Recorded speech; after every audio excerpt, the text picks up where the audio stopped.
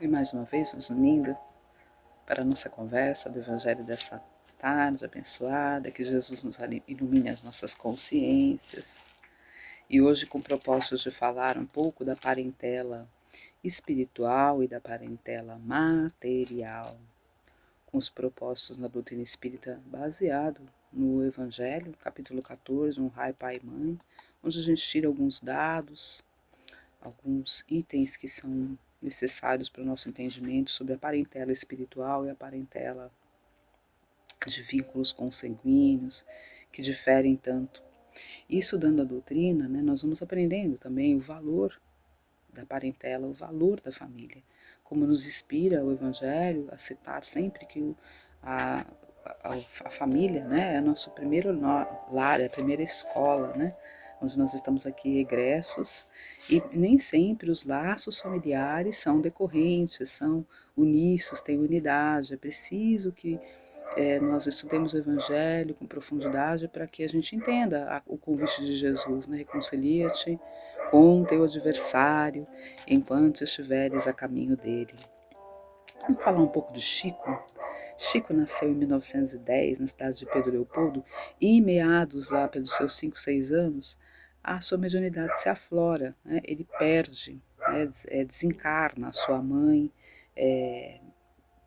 recente, logo quando ele é criança, e aí ele aos cuidados da madrinha, que quando a família fica destroçada, o pai, que é caixeiro viajante, tem que separar, né, a família que era de 12 crianças, 12 filhos, e cada um é dado para algum familiar ajudar na criação.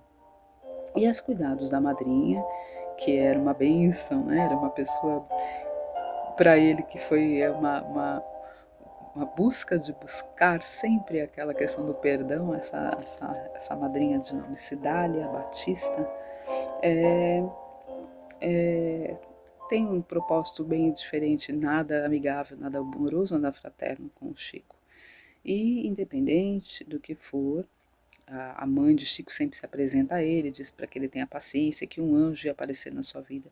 E esse anjo realmente veio na forma de uma outra pessoa que se casou com o pai e se apropriou de todos os, os, os filhos e seguiu dando continuidade à criação. Uma dessas irmãs, de nome Maria, que eu estava estudando no contexto, achei interessante falar, comentar, porque ela também tinha mediunidade.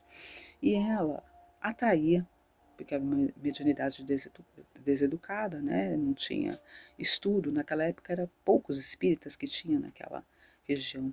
E através daquela mediunidade desequilibrada, ela sofreu então uns fatores obsessivos, né? As más companhias.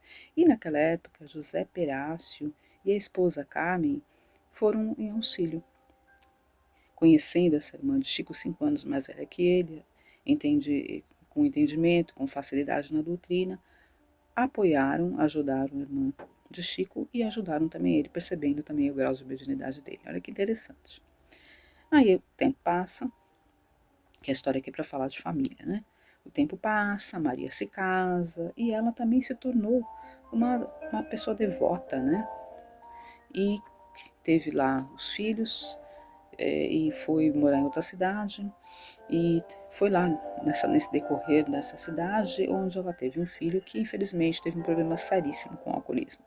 Mas Maria era uma mulher muito devotada, trabalhava na assistente social, com idosos, com crianças, fazia um trabalho à distância, né? Chico continuava em Pedro Leopoldo, depois foi para Uberaba, e ela foi fazendo a tarefa dela, o trabalho dela, e esse filho, infelizmente, se envolvido em bebidas, né, acirrada, o alcoolismo, acaba prejudicando a família. Acaba indo aos jornais e dizendo, né, que Chico, na verdade, não tinha nada de mediunidade, que Chico era uma fraude, que era um falsário. Então, nós imaginamos esse tipo de contexto lá na época de 1915, 1920, né, estampado nos jornais, a questão da mediunidade de Chico já sendo colocada em dúvida, e veio justamente da família, né? A crítica, a crueldade, a maldade, né? Imagine a tristeza de Maria, né? Que era irmã de Chico, que acompanhava todo aquele percurso dele.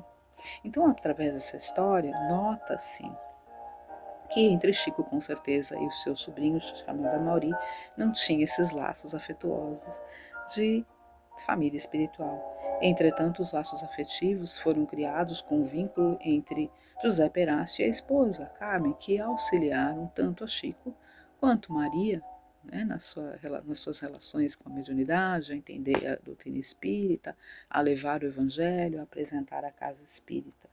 Então, a gente entende aí o processo de ajuste, né?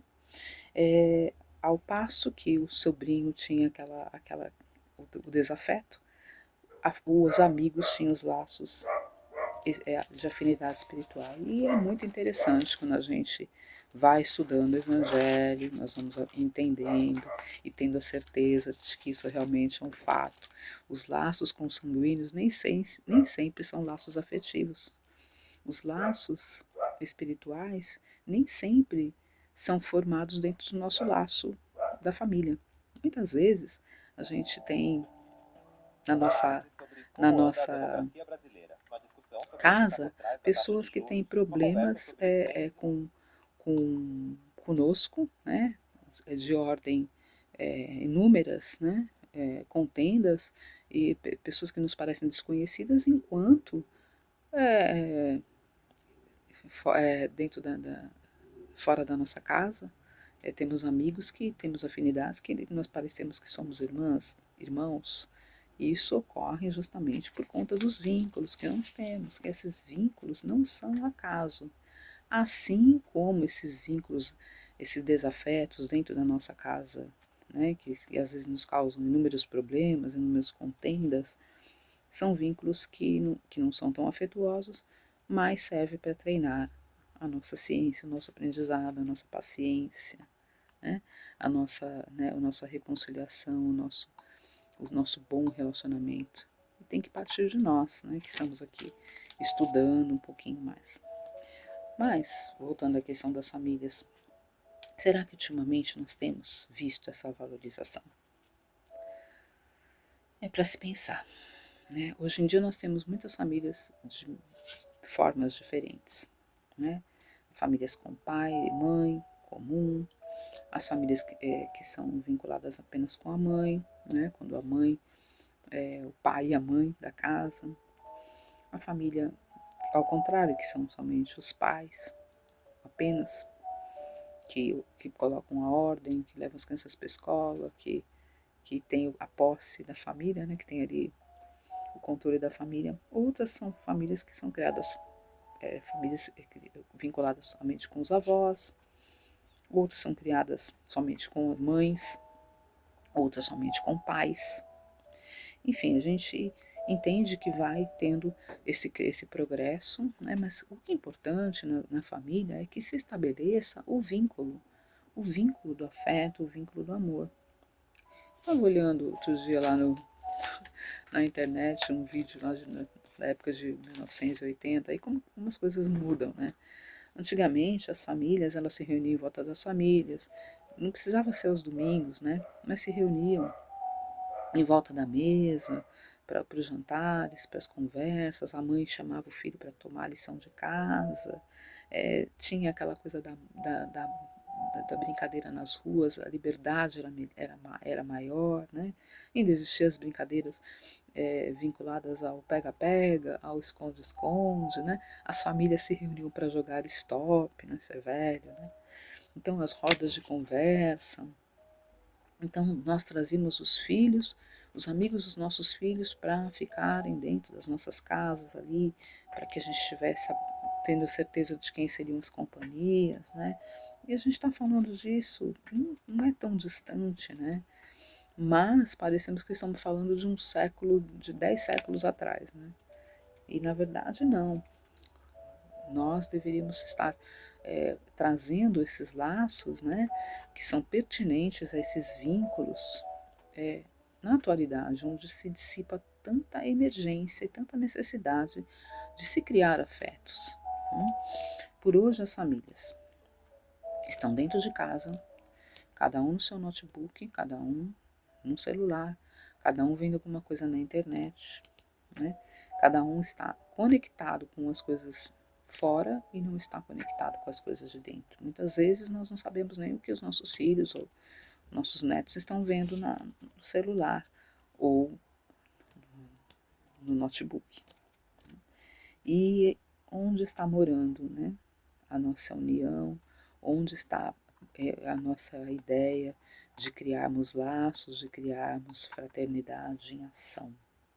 E o livro dos Espíritos tem uma questão de Kardec que ele questiona a respeito disso, dessas relações na sociedade que poderiam acontecer. E ele questiona, na questão 775, que seria para a sociedade o resultado do relaxamento dos laços de família. E a espiritualidade acrescenta a recrudescência do egoísmo. A recrudescência do egoísmo, a palavra é meio difícil, mas nós já vamos exemplificar. O recrudescência seria o atraso total, né? Seria um retorno, né? ao abismo, né? Ao primitivo, ou seja, tudo voltando a ser início do zero, né? A essência a essência do amor afastada por conta do egoísmo, quer dizer, o individualismo, cada um por si, né? E aquela coisa de não buscar o que é mais importante, né? O mais importante é nos voltarmos a buscar os elos familiares, né? O capítulo Honrar Pai e Mãe justamente fala a respeito disso, né? Com responsabilidade cristã, nós vamos nos vincular a tentar fazer a nossa parte. Nós sabemos o desafio, mas vamos tentar fazer a nossa parte. Quando nós ouvimos, né? Lá no capítulo diz essa questão do honrar pai e mãe, nós só pensamos assim, nessa questão da responsabilidade material, né? Preciso fazer aos meus pais aquilo que outrora fizeram por mim, ou seja, não levá-los ao abandono, cuidar das contas, levar ao médico, mas e vinculado a essa ação, o honrar pai e mãe é mais do que amar, do que fazer somente a sua responsabilidade. É justamente vivenciar o que a doutrina espírita nos exemplifica, a criar esses vínculos, né? Não deixar morrer esses vínculos de afeto, porque é nossa responsabilidade. É nossa responsabilidade como cristãos. Nós vamos aprender também que os laços familiares eles podem ser entrelaçados de outras épocas, seja por laços de afinidade, ou seja por laços de responsabilidade, do perdão, da ação da caridade, da reconciliação, né? Então, a reencarnação na Terra é maior quando nós sabemos da nossa responsabilidade, né? Quando nós temos a ideia de que estamos reencarnados aqui por um propósito nas nossas famílias, sejam eles por vínculos afetivos, né? Aqueles encontros que se encontram, famílias que têm afinidade nas ações, que compartilham, né, dentro do lar, que isso parece hoje em dia uma raridade, né? Mas ocorrem os laços de amor, de companheirismo, de perdão, onde a família trabalha junto, onde a família vai para a casa espírita junto, onde a família às vezes trabalha junto dentro da casa espírita, pais, filhos, né? Uma família que congrega, que transforma, que apoia, às vezes dentro de casa espírita, ou dentro de uma causa externa, mas assim, independente de religião, o que impera é o amor um pelo outro, né? E também, a exemplo da história, nós podemos encontrar a família que é a família espiritual, ou seja, os elos de amizade, aqueles elos, aqueles reencontros que às vezes dentro das famílias nós não temos, né? A família material é formada pelos laços de sangue, porém nem sempre ela tem laços afetivos. A convivência pode ser uma prova, né, onde há conflitos, desestabilidades, diferença. E por que isso ocorre? Isso ocorre porque há na nossa família espíritos que nós precisamos trabalhar e exercitar, né, o nosso perdão, devido a algum erro de passado, devido a contendas, devido a algum desafios que nós deixamos de praticar, e aí está a nossa oportunidade. Então, nem sempre a família consanguínea é a família de unidade espiritual, mas isso não quer dizer que nós também vamos nos afastar e eliminar a possibilidade, né? Mesmo que haja a dificuldade, mesmo que haja o desafio, mesmo que haja contenda, nós vamos aqui dentro da casa espírita, nós vamos pedindo sempre essa unidade, né? Vamos fortalecer os laços através de buscar caminhos, de buscar recursos, né? De buscar a oração para o entendimento. Por isso que lá no capítulo 14, Jesus, naquela passagem, ele fala: quem é minha mãe? Né? Quando ele é chamado para atender a família que estavam chamando, enquanto ele fazia suas pregações, enquanto ele falava da palavra de luz do Evangelho, alguém informou que a família dele estava o aguardando. E ele pergunta: quem que é minha família? Se não for esses aqui que estão ouvindo em verdade a palavra do meu Pai. Né? Aqui, na verdade, ele nos respeitou Maria, ele nos respeitou aqueles que eram chamados irmãos, mas na verdade eram seus primos, era a parentela ali mais próximas, que eram chamadas naquela época de irmãos, né? Que sabe-se que Jesus não tinha irmãos. Então, ele fortaleceu vínculos espirituais com aquelas pessoas que, na verdade, Maria tinha vínculo com ele, mas os outros irmãos não tinham vínculos espirituais com eles, a comparar com os discípulos, né? Que em verdade eram irmãos em luz, irmãos que tinham pelo Pai aquela unidade de buscar a constância da prática do Evangelho, aquela fé mútua, né? Aquele reencontro de família espiritual pela necessidade de levar o Evangelho adiante. E foi com os discípulos e não com a família da Irmandade, que é a Irmandade física, né? Material. Família parece desafiante, né? Parece desafiante, porque às vezes nós encontramos realmente aquele lá que parece uma ovelha negra, né? Quiçá também pode ser nós. Mas não está o nosso caso, não é o nosso caso julgar, nem condenar, nem criticar, né? E agradecer. Sabemos que não é fácil, não sabemos. Mas sempre agradecer essa bênção de oportunidade de estar ali, naquela família consanguínea, que os laços estão ali sendo criados, uma possibilidade de futuramente, né, através das reencarnações, nós termos essa oportunidade de termos os laços mais conceituados na afinidade. Que possamos então, como diz aqui toda essa lição, todo esse tema, né, incentivar os nossos familiares ao acerto. Nada de cultivar as contendas, nada de cultivar o azedume, né? Principalmente agora, né, que nós entramos nas divergências, nessas épocas da política, onde muitas famílias entram em conflitos, às vezes por coisas banais, né? Por questões de ideais diferentes, de pensamentos diferentes, né? Vamos ter os nossos ouvidos atenciosos à palavra do Pai, ao convite de Jesus, porque os laços que são interligados aqui na matéria, independente dos desafios, dos desafetos, se nós conseguimos mudar, nós vamos ter esses laços entrelaçados para que sejamos todos, no fim, uma família espiritual e que possamos criar esses vínculos de amor entre nós, né? Como família espiritual que somos, porque somos filhos do mesmo Pai. Que Jesus então nos abençoe nos nossos propósitos, nos abençoe, nos guarde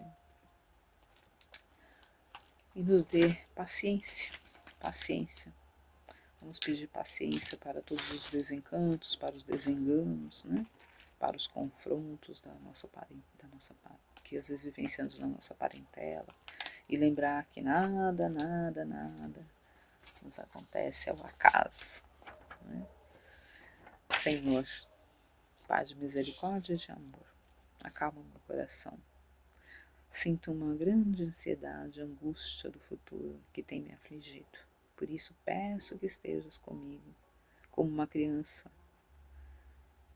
que pede consolo e está pedindo proteção para sentir o meu em teus braços.